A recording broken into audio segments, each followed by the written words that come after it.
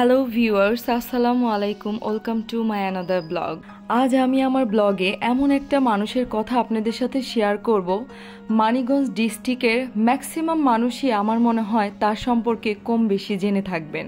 তিনি আধ্যাত্মিক দুনিয়ার একজন লোক ছিলেন। তার নাম হচ্ছে বাহের শাহ।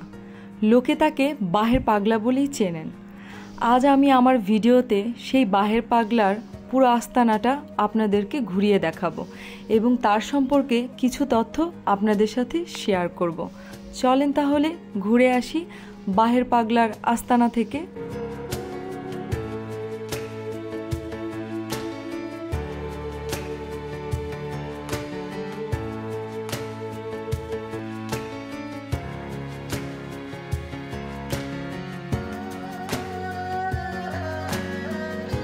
আমরা আমাদের গন্তব্যস্থলে চলে এসেছি।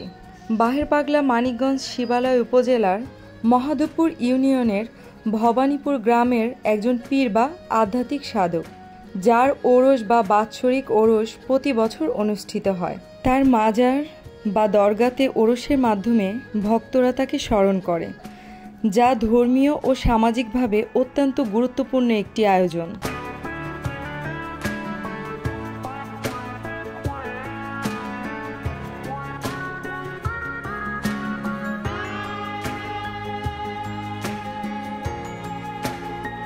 বাহের পাগলার মেলা বা বাৎসরিক ওরস প্রতি বছর আগস্ট মাসের তৃতীয় বা চতুর্থ সপ্তাহে শুরু হয় এবং প্রায় মাসব্যাপী চলে।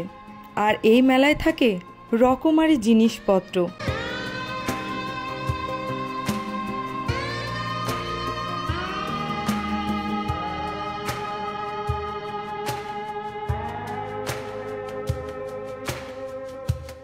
প্রতি বছর আগস্ট মাসের এই ওরসকে কেন্দ্র করে যে বিশাল মেলা এখানে বসে, সেখানে বিভিন্ন ধরনের দোকানপাট তৈরি হয়। মানুষ মানত করতে, ঘুরতে এবং অন্যান্য আধ্যাত্মিক উদ্দেশ্যে এখানে আসে। কেউ আবার গরুর দুধ, ডিম, হাঁস, মুরগি, ছাগল বা ভেড়া দান করে এখানে।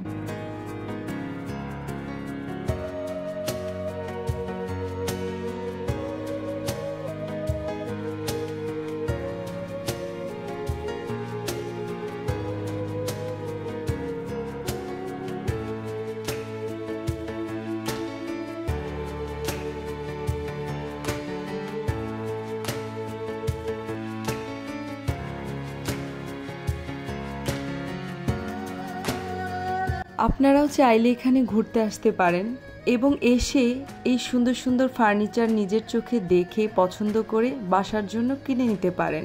এই দোকানপাটগুলো এক মাসব্যাপী এখানেই থাকবে।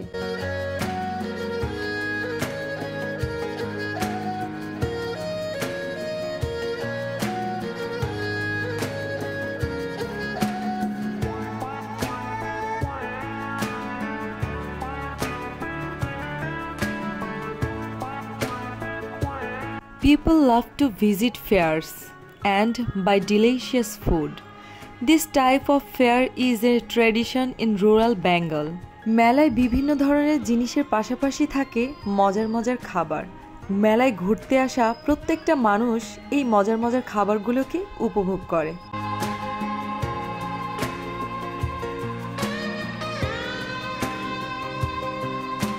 বাংলায় ছোট্ট একটা কথা আছে, বিশ্বাসে মেলাই বস্তু, তর্কে বহুদূর। এই কথাটা ছোট হলেও এই কথাটার গুরুত্ব অনেক বিশাল।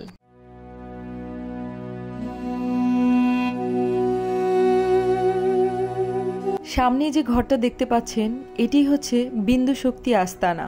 আর এই ঘরটির ভেতরেই রয়েছে বাহের পাগলার মাজার শরীফ।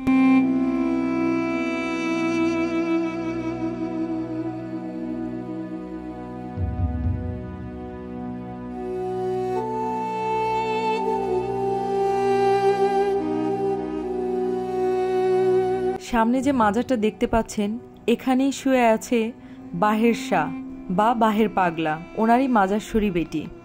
বাহের পাগলার প্রকৃত ইতিহাস কোথাও ঘেটে সঠিকভাবে পাওয়া যায়নি। তিনি কবে মারা গিয়েছিলেন সেটার সঠিক তারিখটাও কোথাও পাওয়া যায়নি। তবে তার ওরস প্রতি বছর আয়োজনের মাধ্যমে তার স্মৃতি ও অনুসারীরা তাকে স্মরণ করে।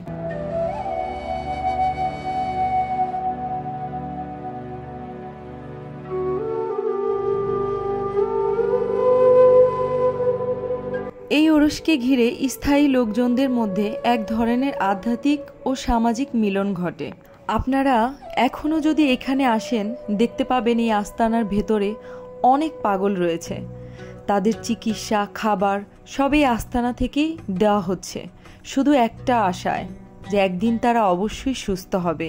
মহান আল্লাহ পাক তাদের সুস্থ করবে, কিন্তু এই বাহের পাগলার উসিলায়। সেই জন্যে তারা এখানেই থেকে গেছে মাসের পর মাস।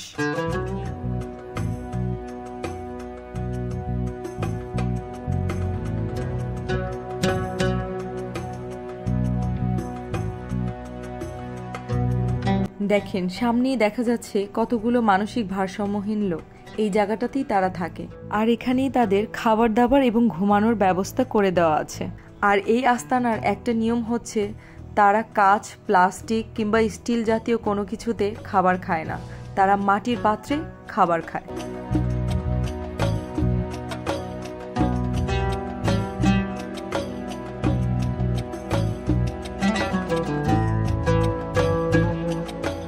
এই আস্তানার দোতলাতে রয়েছে কবুতর রাখার ঘর, যেখানে একসঙ্গে হাজার হাজার কবুতর রাখা হয়। দেখেন কি সুন্দর দৃশ্য, একসঙ্গে এতগুলো কবুতরের ঘর আমি কখনোই দেখিনি।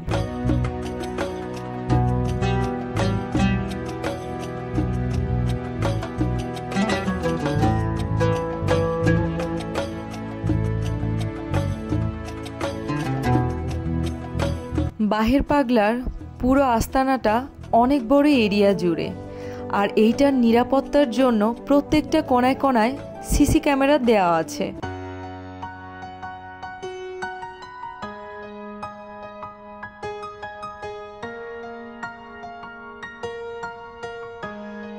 মেলা মানেই খেলনার দোকান, হরেক রকমের খেলনা দিয়ে ভরা এই দোকানগুলো দেখতে যেন ভারী সুন্দর লাগে। মেলায় এসেছি, কিছু কিনবো না তা হবে না, তা হবে না। সেই জন্য ভাবলাম এসেই যখন পড়েছি, কিছু একটা কিনে নিয়ে যাই।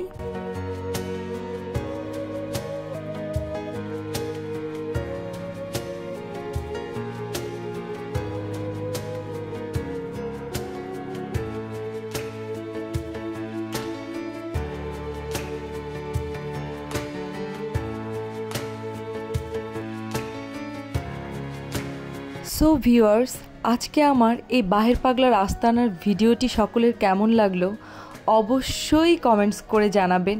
আর আমার ভিডিওটি যদি ভালো লাগে তাহলে প্লিজ লাইক করতে ভুলবেন না।